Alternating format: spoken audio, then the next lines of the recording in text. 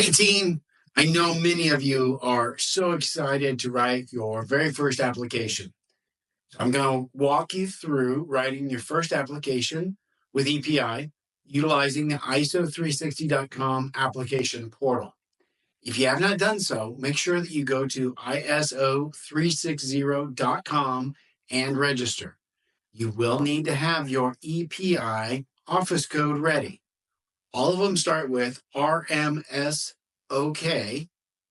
and then all of you will have a digit at the end, 01, 05, 07, something like that. So you will need to have that code handy to register. If you don't have that information or misplaced it somehow and need me to provide it, shoot me a text or an email, and I'll make sure I get that to you right away. But with that being said, let's dive right on in and understand how to write an application. Okay, now that you've registered for ISO360.com and you are logged in under your office code, you're going to click on Start a New Merchant Application.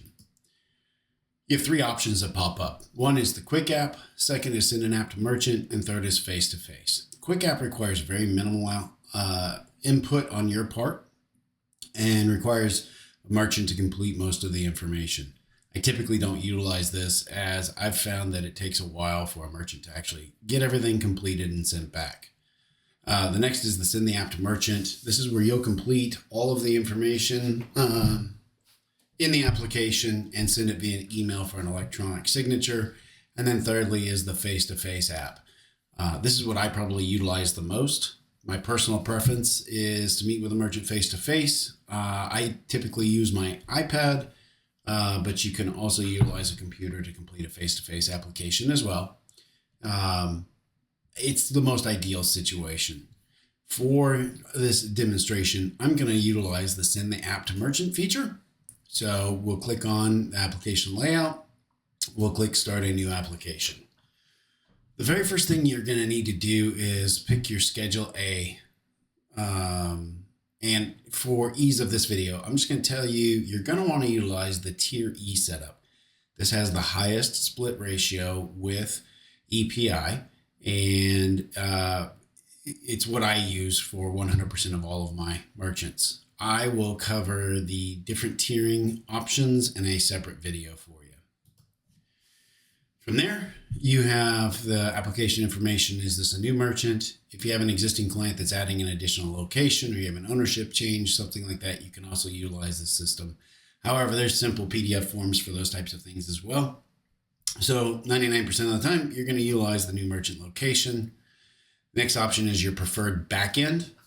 Let's just recap that Sigma is the wholly owned processor from EPI. Again, what I utilize for a majority, if not all of my applications at this point. Prior to Sigma being released, we utilized any of the Fiserv options, that being Omaha or North. Again, for the demonstration purposes, let's just stick with Sigma, and I can explain that further on a one-on-one basis if anybody has more questions. From here, we're going to start with the DBA information. So we're going to say this is Joe's Retail Shop, so just to keep this very simple for our demonstration. Who's our owner? Our owner is Joe Smith, and his mobile phone number and Joe's email, joe@joesretail.com. Okay, that's pretty simple. Next is the business type. Well, we're talking about Joe's Retail, so we know it's retail. If you're dealing with a restaurant, obviously you would select that. With EPI, I've never done lodging, fuel, trade show, or anything else. The only other thing you might be utilizing is a QSR, which is a quick service restaurant. So most of them are going to be retail. The next thing you need to do is search for your SIC or MCC code. If I just type in retail, you can find other face-to-face retail, direct marketing, miscellaneous and specialty, those types of things. Let's say this was auto repair shop. So if I start to type in automotive, you can see that it populates body repair, paint shops, parts and accessories. 7538 is all of your non-dealership mechanics. You can see that it says non-dealer. Once you've picked your MCC code, let's go back to a retail environment here so that we are correct. We're going to go, let's say Joe is a clothing retail shop. Okay. Detailed explanation. You do need to describe the merchandise and services so that underwriting verifies that we have the appropriate MCC code for this. So I would say this is a general clothing, retail, and accessories store. Doesn't have to be extensive, but definitely want to describe what the type of business is and what they do. Next thing is KYC, or know your customer. One thing that we definitely want to make sure that we're always doing is being honest with what has happened in regards to site survey. So yes, I physically have been to Joe's shop. It's a retail storefront. Yes, the inventory matches. No, I did not generate this lead via the internet, and give an approximate square footage of the retail environment. Once I've completed site survey, I need to confirm this. The reason I like utilizing my iPad is I'm not trying to sign this with a mouse like I'm doing here and coming up with some sort of a funky signature. Either way, no matter what it is, you got to do something. Save your signature. And last on this section, is our site, our service fee schedule. I have prepared for everybody some basic templates. We have a 3.5% dual pricing, 3.75% dual pricing, 4% dual pricing, as well as surcharge and traditional or interchange plus pricing templates already structured for you. During the application process, any of the fees or anything that's associated with these can be modified. If you're not certain what you are doing with those, I highly recommend reaching out to us and understanding how you should be pricing a merchant before you make any changes. For the most part, you should be able to pick a template and move forward. For the example of writing the application, we're just going to stick with a 3.5% dual pricing template. The next thing is the adding the equipment. If you're utilizing the free placement equipment program from EPI, or we're providing it, it's very simple just to go ahead and say skip the selection.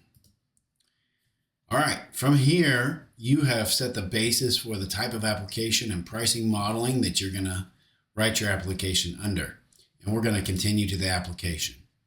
From here, you can see this is very easy. There's only a total of 6 steps, and we've already completed 1. I can't emphasize enough how accurate you need to be with the following information. This is a banking contract, and we want to make sure that we are accurate. So first thing we're going to do is enter the physical address of Joe's retail shop. For the sake of this, I'm just going to utilize our office address and pre-fill it very quickly. Except it pulled the wrong zip. Automatically pulled the location phone number that we entered previously. If you have a separate customer service phone number, you can enter that, as well as website address URL. This is only required if you are going to be including any type of e-commerce services for them. If they're going to be selling or taking payments from their website, then you will need to complete the website address URL.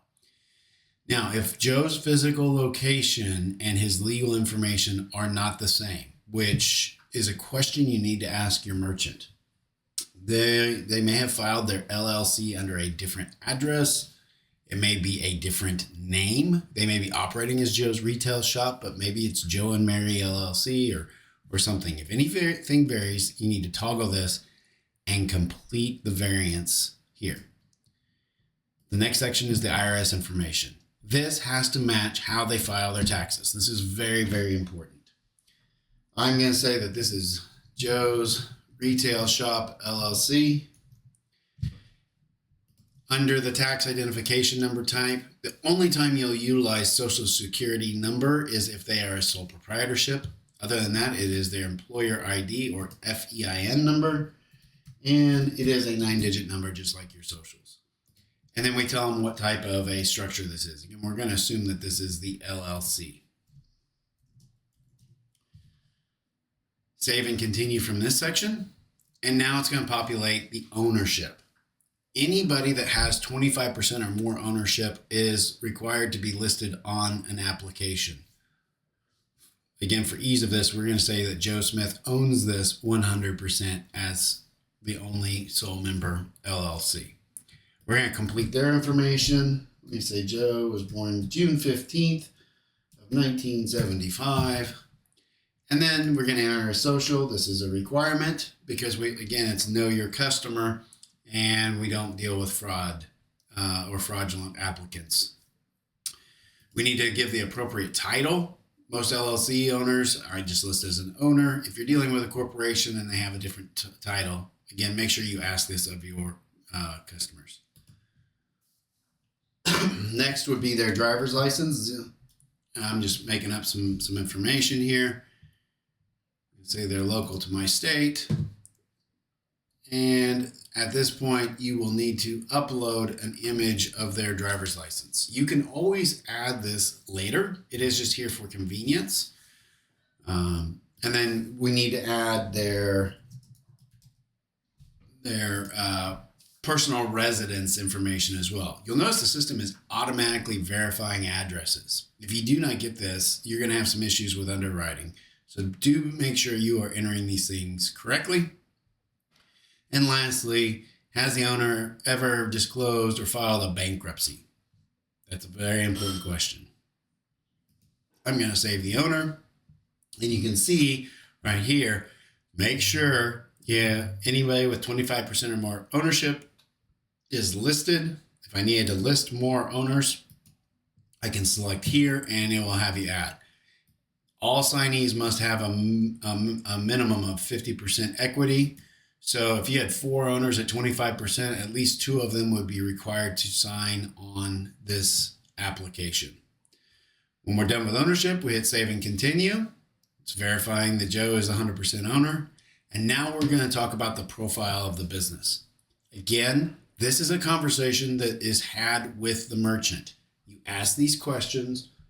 We need to have some accuracy, but it does not have to be 100% accurate. They don't need to pull out their financials. Most business owners can tell you the annualized income of their business and about how much of that is processed via credit card. Those 2 numbers are important. The next is average charge. We're telling the underwriters what to expect in the way of an average ticket or an average credit card transaction. If you're dealing with retail, especially something like clothing retail, they're going to be $55, $65, $75, $125, something to that effect. If I'm dealing with a small coffee shop, well, we know that that's a small ticket. Maybe it's $10. If you're dealing with an automotive repair group, their average ticket is $375, $400, $450, something in that range. Again, it does not have to be an exact science, but we need to give the underwriters an idea of what to expect from this account.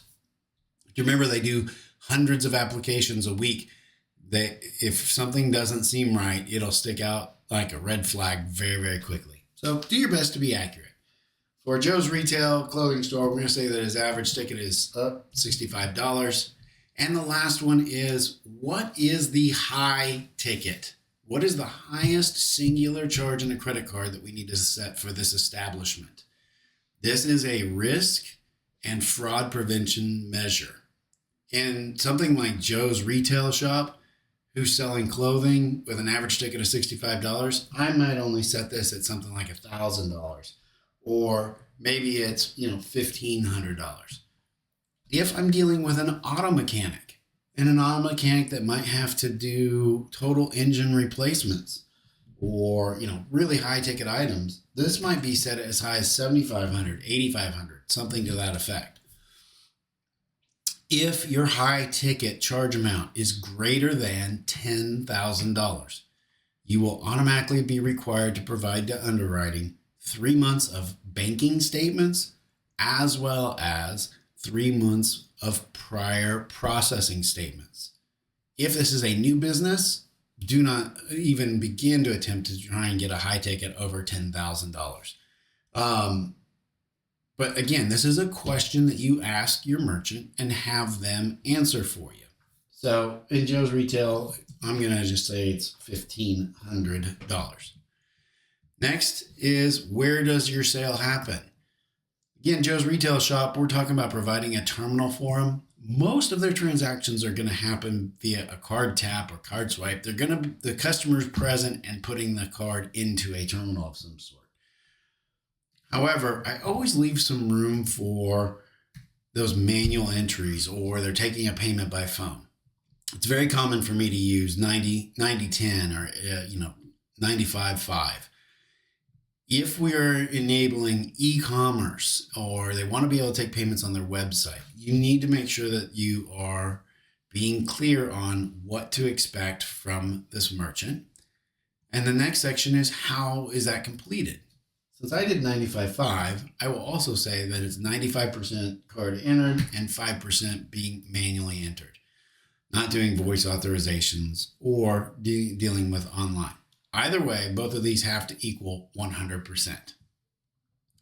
From there, a little bit more information on the business. When did Joe open his business? We're going to say the month of his birthday, and in 2013, he opened Joe's Retail Shop. We need to answer the following questions. Typically, it's the date of orders when they're depositing their credit cards. They're typically an immediately delivered type of situation. Well, next, answer the refund policy. Most of these places are going to, do store credit or only do exchange, or maybe they offer free refunds or full refunds. You need to, again, ask the merchant what their typical refund policy is and select the appropriate answer. Are customers required to leave deposits? Not in a retail shop, and they don't have any type of membership where they're doing recurring transactions or auto renewals. That's a membership type of a thing. Think of your typical gym membership. They automatically take payments once a month. So again, most of the time, this is going to be a no answer for you as well. Go ahead and click Save and Continue. And now we're on to banking. Banking is very important as well. You need to obtain a voided check from your merchant, because you're going to need to upload that. First thing you're going to do is make sure you enter your routing information, and it's going to verify the bank. I happen to know a few of these off the top of my head, but JP Morgan Chase or Chase Bank is 103-000-648. It's one of their routing numbers. The next thing you would enter is the account number, and save and continue. It's very important that when you get a voided check and you're looking at these numbers and you're transposing these numbers correctly, because this is how we deposit their credit card transactions on a daily basis. If we don't get this right, they don't get their deposits. All right, so hit save and continue here. And the last thing we need to do, if you did not upload your driver's license previously, go ahead and make sure you grab photo ID as an option. Upload that photo ID just a little bit. Sorry, I'm zooming back out a little bit. Excuse me. As well as their voided check. And you would drag and upload this as well. That's it. Once you're done, you would click Send the app to the merchant, and it's going to send to them for their electronic signature via an email. They'll verify a few pieces of data, sign it, and then it's going to be automatically sent to underwriting. That's writing an application, guys. It's not overly complex. I just can't emphasize enough of, 1, be asking the questions of the merchant, and 2, be accurate in the statements that you provide to an underwriter. Beyond that, underwriting process is fairly simple. A lot of times it's same day or next day. It is a very quick process as long as all data is verifiable. Once you've completed your application, you have one more step that happens outside of this application process. And that is your terminal setup form that you'll need to send in as well. EPI is working on adding that into the ISO360.com portal, but currently is a manual process you need to do separately. If you haven't done it before, log into your ISO interface, and under Forms and Documents and the most requested documents, you'll find two different things. One is the terminal setup form, and the other is the free terminal setup form. You'll want to make sure you have both of these PDFs handy, and I'm going to cover both of those next. About the account terminal setup forms. This is the basic terminal setup form. This is, I'm supplying a terminal. All I need to do is let the underwriting and file build team know what I'm doing. You'll start by checking off that it's a new account. Enter your office code. I always utilize the same support email address. You can use yours as well. I just recommend utilizing our support at dropthefee.com as well as the office phone number. From here, you'll fill out the merchant DBA information that matches the application you just completed. So it's Joe's Retail Shop. And it's Joe at joesretail.com. You won't have a merchant ID number issued yet, so there's no need to complete anything else. What the software information is, again, this is a retail application, so we would check retail. If you were doing restaurant or quick service, obviously you want to make sure that those match. And that is all the information that you really need to complete here, because the file build team isn't doing anything for you. We're doing the rest. Down at the bottom, you would need to make sure you're specific in your notes. And this is what I always place in my notes section. I'm doing a Sigma application with a TSYS front end, and the equipment is being supplied by the ISO, meaning we're telling them I don't need anything from EPI. All I need at this point is one stage-only VAR sheet. As you're writing your merchants, as you complete applications, your first few, you're going to call me and ask me, how do I fill out this form? Because I want to make sure that we get things right. If we're adding things like a mobile phone for mobile processing or multiple terminals, we'll need more than one VAR sheet. So I'll guide you through these as we go along. And the other thing I always put in my notes is I reconfirm my pricing. If I had done a traditional merchant on Interchange Plus, I would state Interchange Plus and reiterate all of my pricing guidelines just to be specific. Again, on your first few deals, contact me and I'll walk you through getting this completed appropriately.